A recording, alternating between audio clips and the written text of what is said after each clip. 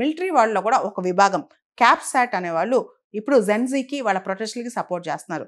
దాదాపు అధికారం కూడా ఈ క్యాప్సాట్ చేతిలో ఉంది. దాంతో ఆండ్రీ రజోలినా దేశం వదిలి పారిపోయారు.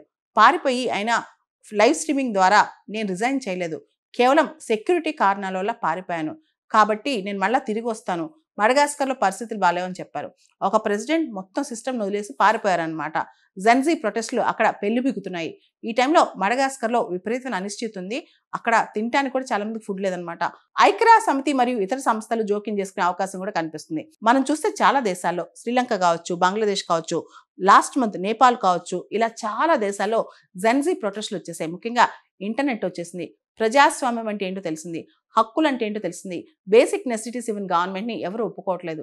అదేవిధంగా గవర్నమెంట్లో ఉన్న కరప్షన్ కూడా ఎవరు ఒప్పుకోవట్లేదు.